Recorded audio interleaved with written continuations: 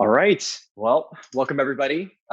This session will be focused on data in the AEC lifecycle, specifically on using data to better connect AECO stakeholders.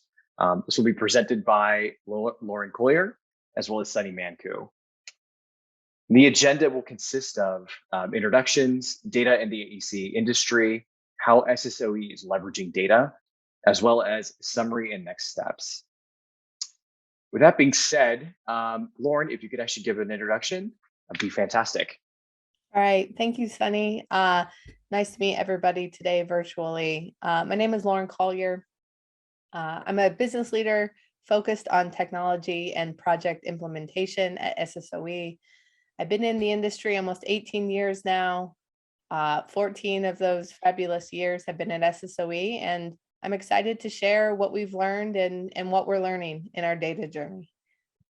Awesome. Awesome. Excited to be with you here today as well. And a little bit by myself, Sunny Manku, Technical Solutions Executive, coming in with about 12 years of design and construction experience, specifically focusing on digital transformation and just making it simpler for everybody going in from design, construction, into facility maintenance and operations. So happy to be with yourself here today. So moving into the presentation, let's focus a little bit more on how we're actually leveraging data in the AEC industry today. And before we kind of jump into this particular slide, I think it's important to recognize that, there's a ton of solutions that do a great job being able to kind of manage specific components of a project environment, but really kind of finding that value in nurturing that holistic place where data can live in one place is really one of our major focuses that we have here today. So being able to effectively break it down into a more design, plan, build, and operate type of segment, we get an opportunity for all stakeholders, regardless of what they're doing in the project, to be able to collaborate effectively in one place, be able to have the confidence to be able to make sure that data is living in one place, be able to pay attention to version controls, and also be able to determine certain decisions that were made in a project at an earlier stage. So regardless of you being part of the project environment in the design, plan, build, or operate segment, it's really a great place for anybody to be able to collaborate on effectively being able to enrich the project environment, adding more value to the project as you continue to go through its multiple phases. Now, what are some key components that come out of a project, or the value drivers that really come out of keeping everything in one place? Well, again, focusing on that ideology of keeping it simple, making it specific to certain stakeholders in the project, we now have an opportunity to focus on being able to pay attention to certain risk in either design phases of the project, be able to pay attention to areas where you might need to mitigate clashes during the pre-construction phase, and really start paying attention to how do we actually build up that cost estimation environment so that as your project continues to move into a construction management phase, we have the ability to track those areas and activities a little more succinctly. And specifically under that CM phase, we have a chance to pay attention to areas at risk, specifically focusing on quality, safety, as well as making sure that there's no areas of the project that go missed. If you have RFIs, there's owners associated with it, and we're also able to indicate what type of challenges or potential issues it might cause from a cost perspective as it goes through its level of maturity. All of this really adds value to an owner, or essentially as your project goes into that owner operator phase, specifically being able to pay attention to those commissioned areas of your project and making sure that, there's more information available to an owner to make better decisions on how to maintain the facility, but really be able to recognize how do we do this again and do it better in future products that we have moving forward. And that's really one of our focuses that we have at Autodesk in terms of breaking it down to these 4 segments. With that being said, I'm going to hand it over to Lauren to talk about a little bit more of how SSOE is leveraging the data. Thank you, Sunny. I think you did a fantastic job really talking about why a collaboration and data platform is really valuable to firms like SSOE. Give a little background about the company that I work for. SSOE is a global project delivery firm. Our mission is really around establishing client value, but also advancing this industry. And that's what makes my job so exciting to work for this company, is that our mission statement is really about that value proposition and being futuristic in the work and how we deliver the work. And it's not just about designing the buildings, but it's also about establishing the future for our clients and our colleagues and the communities that we live in. And it's across the globe. It's just not in the United States. We're in 3 countries, 18 offices, and we have around 1,100 employees. So why did SSOE have a data initiative? This journey, I was very fortunate to be a part of this journey about 3 or 4 years ago, when we were starting to uncover this idea of dashboarding and measurement and predictive and wanting to be ahead of any problem that comes in. And so we really started to talk about, well, what do we want to measure? What are the important things that allow us to have that health check, either at an enterprise level, at a client account level, or kind of that health check on a dashboard level for a project. And we really started to simplify everything into 3 succinct budgets. We have the budget, we have the schedule, and we have the overall satisfaction of the client or the project in general. And then underneath those, there are other buckets that we needed to measure. There's costs, both on the design side and the construction side. And for me, I really get to be involved at the very beginning of a project, when we're intimately working with a client who's even trying to decide if the project that they want to work on from an architecture engineering standpoint is even feasible. Doing some schematic designs or FEL studies, looking to see if that equipment line needs to be replaced. If so, how quickly can we do it? Can it be coordinated? Do we have to shut down? All of these things, technology plays a really big role in, but even more importantly, the data plays a really big role in, because at the end of the day, that client needs to be producing that product quickly. And we are more successful in our design effort and our value proposition to the client if we can coordinate that design, construction, and execution with no surprises. And that's really why the data initiative became very important to us. We needed to be able to track deliverables to a schedule, actions and issues in the lean community, plan percent complete. Everyone knows about clash detection. If we can facilitate effective clash detection early on, that reduces RFIs later on in construction, quite frankly, potential errors and omissions. Commissioning, being a large engineering firm that does quite a bit of commissioning for our clients, this is an important thing. That startup is key. Not only does it need to be constructed and coordinated and brought into the facility right, it needs to start effectively as well. And the more subjective, but very, very important metric that I think sometimes is overlooked is that concept of satisfaction.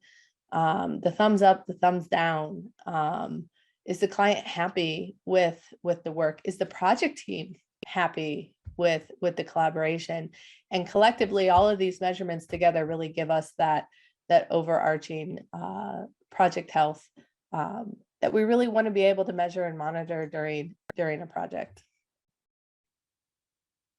So as we started this data initiative, it was really important that our data initiative actually tied back to our 2025 technology vision. And I'm not going to go through all of SSOE's technology vision, but there are 2 things that were extremely important in executing this. One, the concept of 50% increase in efficiency. There's a talent war out there, engineers, architects, we're all in not only in competition to win the work, but we're in competition to hire the best and the brightest. and to grow the best and the brightest. But that's not going to grow our business by just adding headcount. How we do work and how we do work effectively is really going to differentiate us from our client. It's going to differentiate us to our clients from our competition. And we really wanted to do that not just by reducing headcount to increase efficiency. We wanted to do that through the use of process change and technology. And we are making two significant investments, not only in our enterprise business agreement with Autodesk, but we also are investing in the Microsoft platform. We're investing in public and private cloud environment. So we're in not only this data initiative, but this concept of a digital transformation process. And that's really the conversation that we're having with our clients, as well as internally with my colleagues, is around measuring the current state, establishing the strategy for efficiency, the change management, and this concept of continuous improvement. Because the most resource intensive part of this whole strategy is really the change management and continuous improvement. Really, the technology is probably the most easiest part. There's the licensing, there's the training, but it's the process change to match the technology in order for us to get the data in a digital state. So I want to talk to this group about what data and why do we collect it. And there's one word that comes to mind when I talk about collecting data, is really around the accountability component. We have data in a lot of silos, in a lot of buckets. Really, we went down the Autodesk we went down the Autodesk collaboration platform, and we started looking at BIM 360 back when it was still called Classic. And then when the next generation platform came out, it had enough significant improvements that it really was attractive from an enterprise level. And then with the Autodesk Construction Cloud improvements coming, it's really solidifying itself as an effective collaboration platform. And when I talk about a collaboration platform, I'm not just talking about a place to store our Revit models. I'm talking about a platform that we use to coordinate from the very beginning of a design project through the end and the operation and the handoff to a client. We have design data, we have Revit models, we have AutoCAD drawings, we have issues and actions and submittals. And all of that data collectively, really in a cyclical fashion, comes together through notifications, through reports, through dashboarding. And it's about visualizing the important needs that we have of each other, holding each other accountable, and allowing the project to be successful. And I truly, truly believe, and I'm sure people can challenge me in this statement, but a lot of the waste that we've had in this historical AEC industry that we talk about, and the Lean community talks about, a reduction of waste is really about respect for people and this concept of being accountable to the actions that you have. And what we've learned with the company implementation of BIM 360 is that, the quick visibility of the BIM design, being able to put that in front of the owners or even the vendor or the contractor stakeholders, so that we can make sure that we're getting the designs done timely, so that we can address any issues or delays that may come up. And what that collaboration does is not only allows for a smoother project to be completed or finished, it allows for the whole team to kind of come together. And it's not these wasteful silos of buckets of handoffs anymore. It really is, this is the place I go, this is the place I can consume information, this is the place I communicate, and this is the place that I report out. So I want to show an example, because we're visual people. We need examples. They're tangible. Here is a great screenshot from a design review meeting. We're looking at some overhead utilities, but we're bringing in not only the vendor and the client into this meeting, but we're tracking it over our package schedule. And as we identify issues, we're embedding those issues in the model.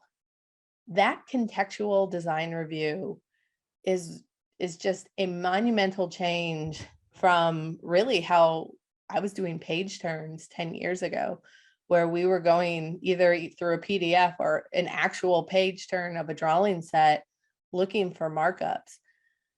Where these collaboration platforms have really changed that is really around the contextual and the accountable action that we can have around. It's not just about identifying clash. A computer can identify clash. We can fix clashes. It's looking for those non-clashes or those design decisions that really are that value add. And it's around the collaboration on the design and the construction and getting the work done effectively. And being accountable to getting, a request done that somebody has asked of us. And this platform has really helped us do that. The next example that I want to talk about, this was something that we did about 3 years ago that was really important to understanding our current state of data architecture. I don't expect you all to zoom into this and dig into all the details, but what this exercise did was it allowed us to map our current infrastructure state, our on-prem infrastructure, our cloud infrastructure, our servers, our baseline applications, and we have a lot. We had a lot. And part of that 50% efficiency goal isn't just about doing the work more effectively, but it's challenging our infrastructure to be more effective as well. And this was all done pre-pandemic. So we were already starting to prepare ourselves, for an environment that we need the connectivity. I mean, my 2-year-old thinks that, the world lives on his iPad, but that's because it's a connected world.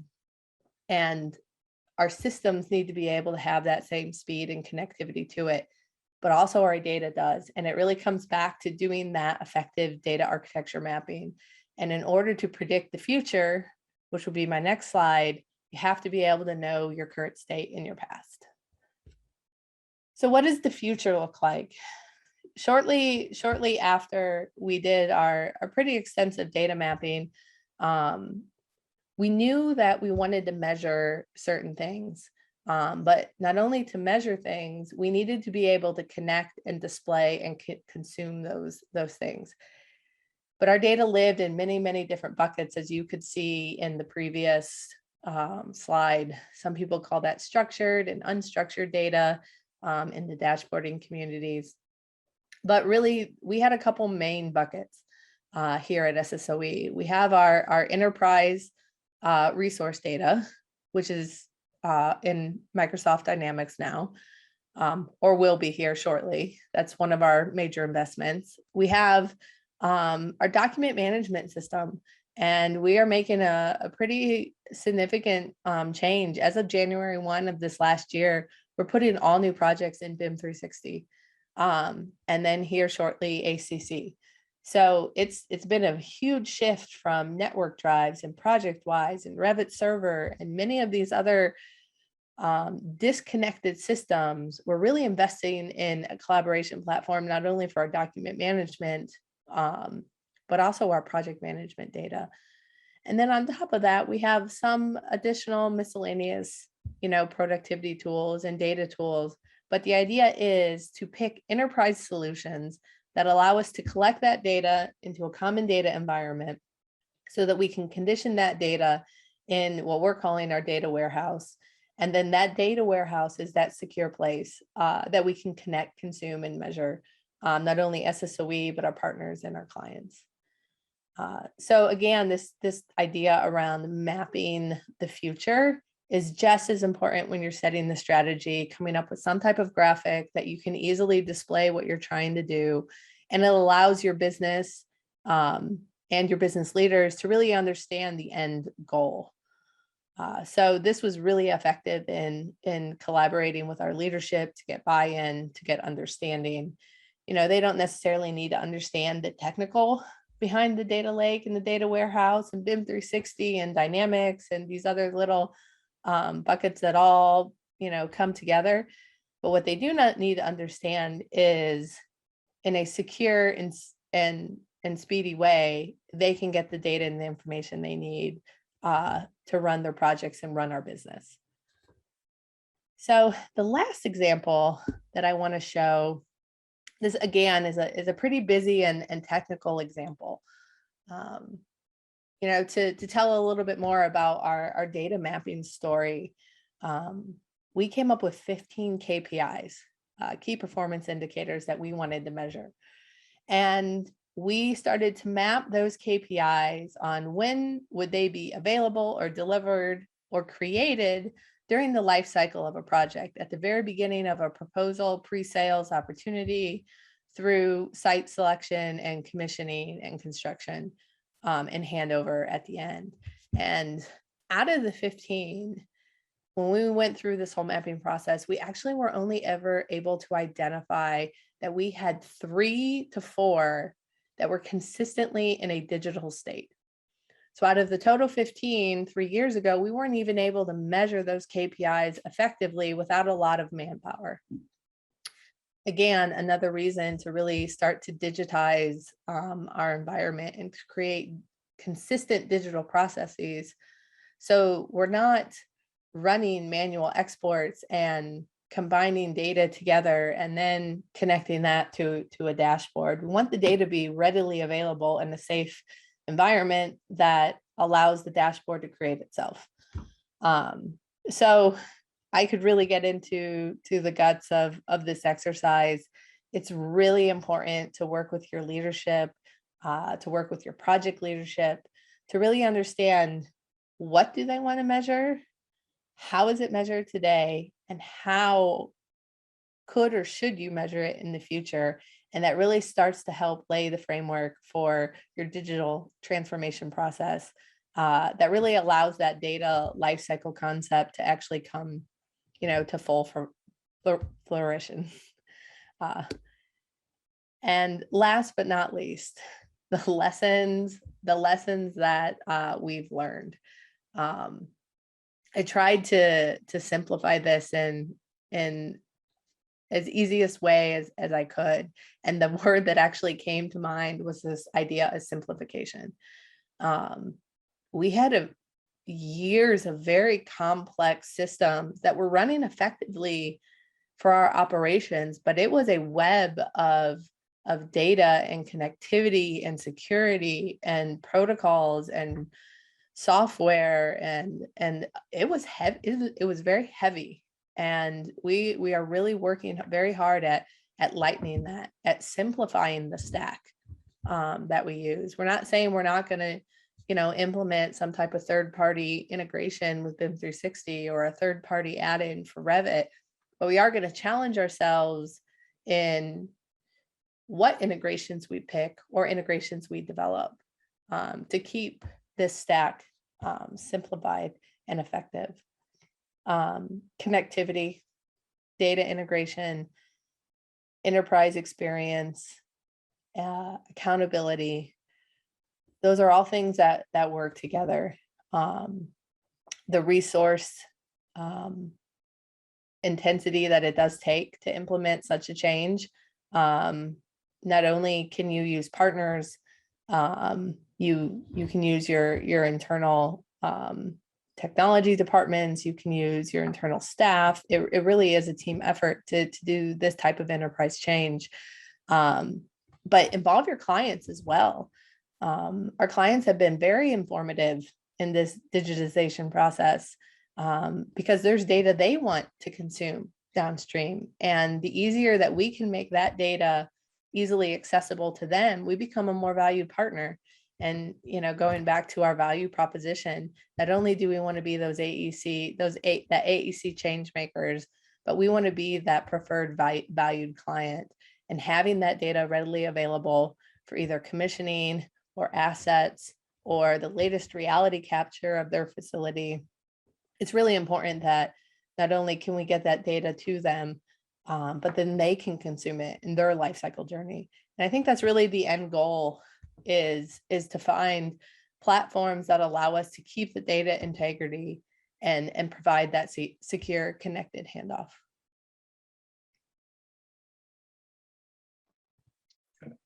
Lauren, excellent job. That was fantastic. In terms of your presentation and really reinforcing messaging specific on accountability and simplicity. I think we don't hear it enough, and specifically hearing it from somebody like yourself, from your organization, and having the practical experience that you have.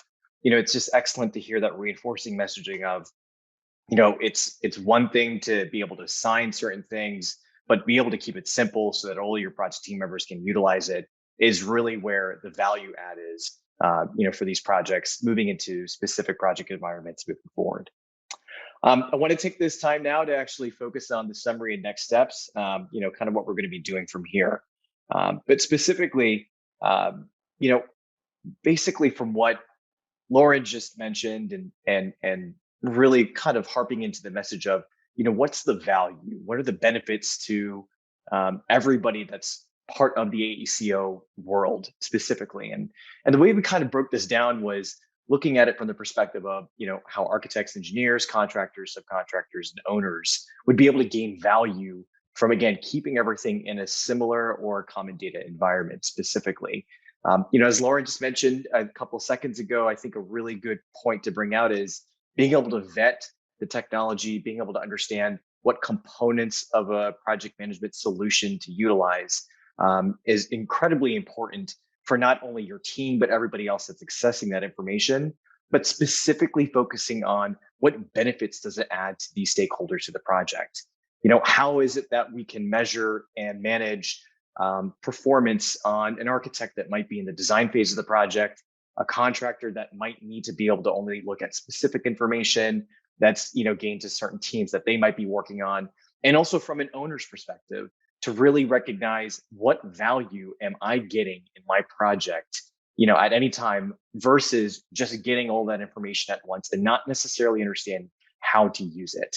And that's really one of the biggest points that we wanted to harp on, is that idea of simplicity as well as accountability for your entire project team to be able to utilize moving forward. With that being kind of said, Lauren did mention in her presentation, specific tools and technology that Autodesk is, has been focusing on and is continuing to invest in. And specifically, she brought up the Autodesk Construction Cloud, which is one of our latest products that we've released to the market earlier this year. And the idea behind this is that we've made several investments and acquisitions into technology that did a great job before being part of Autodesk. But how do we leverage key components of that technology in more of a succinct way so that your project teams can, one, be part of the Autodesk experience in some ways, but really to be able to simplify how to access project data? So what we've done is we've actually made it extremely simple in making it focused as of today on 3 specific areas. BIM Collaborate, which really gives an opportunity for your design teams to collaborate and perform model coordination effectively in one place. Autodesk Takeoff, which is a new tool that really gives the opportunity to perform takeoffs regardless of it being in a 2D or 3D environment. And Build, which is really focusing on that construction management approach of your project, really leveraging the opportunity to make sure everybody's working in one place while tying in schedule and cost activities throughout the entire project lifecycle itself. And this is all sitting on a major component considered, as we call it, Autodesk Docs, which is really our common data environment. All your project activity would continue to live, and essentially being able to also give you the opportunity to manage essentially dashboards by using insights. This is a tool that we have a lot of focus on, which specifically gives an opportunity to create dashboards, reports to specific stakeholders in the project, and really giving that opportunity to be able to make sure that everybody's getting the right information and value from it. Now, I know we just kind of talked about this for a couple seconds, but this just kind of digs in a little bit deeper of what those tools that we just showed you are really focused on. But again, just to kind of give you that granular focus on what those capabilities are, here's just a kind of quick slide to be able to focus and pay attention to it as of where it stands today. And transitioning to the next slide here, next steps. You know what, Lauren, I'm going to hand this over to you. I think you can definitely speak better to this since you have definitely a higher focus on this. So take it away. So over the last, 25 minutes, we really talked about, where is data throughout the life cycle of the project? How do you get access to it? How do you put it, front and center? Because it really is the front and center piece, that our leadership is talking about. But more importantly, you have to connect strategy with technology. Technology shouldn't just be the driving force to your strategy. Technology should be that accelerator. It's that integrator. It's the glue that allows you to really get your strategic initiatives done. And I highly recommend adopting, lean construction practices that not only to increase your technology implementation, but also to increase the overall collaboration within your company. And a great lean operating system just facilitates good collaboration with your clients and your partners. If you want to get started today, you can start running insight reports, PDF reports, scheduled exports for your clients to start consuming that data in a really practical way. If you want to start to be a little bit more advanced, you can start instituting the Insight just project homepage and putting cards out there so that your project team sees the visible data. And there's the data connector, some great pre-baked Power BI dashboards that come delivered with that data connector, as well as just the public API in Forge. And you really can with the combination of data connector and Forge, you really can create that enterprise level data experience. And you're not alone in that journey. I highly encourage having technology provider partners along the way, either to help you create the strategy, execute the strategy. Autodesk is one of our preferred partners. There are many other third-party consultants that allow you to do that if your company doesn't necessarily have that internal infrastructure. But partnerships are how we get from A to B to C. And three heads are better than one. So the more that you can engage with others, the ideas get out there and things get built. And for resources, we have a class handout, which would be a little bit focused on what Lauren just mentioned a couple minutes ago to give you guys some practical exercises here. Be able to actually talk about, the product itself in terms of if you guys wanted to dig in a little bit deeper, and also understand a little bit more of the true cost of bad data in construction. And then also recognizing a great resource, which is the Autodesk Construction Cloud Learning Center, which is kind of a one-stop shop for anybody to be able to get on and be able to leverage information or just get to know how to use the tool even a little bit better, but also think about it from outside the box. And I second the last two items you have there, Sunny. That FMI report is a great report to share with your project leadership, with your executive leadership. If you're just starting down this data initiative journey, it does a really great job of doing a high level of the construction industry and the data that we have available. And from somebody who not only has created custom learning content with their implementation, the Construction Cloud Learning Center not only has the ACC content, it has the BIM 360 content, and it really is a really great place and an excellent resource to help onboard your company. There you go. We have it from Lauren. Exact and direct experience from utilizing both bullets here. So I don't think I need to push it any more than that, but thank you very much for that, Lauren. That was awesome. We're going to move the presentation into the next phase here, which is focus on Q&A, and we'll open it up from here. Thank you very much.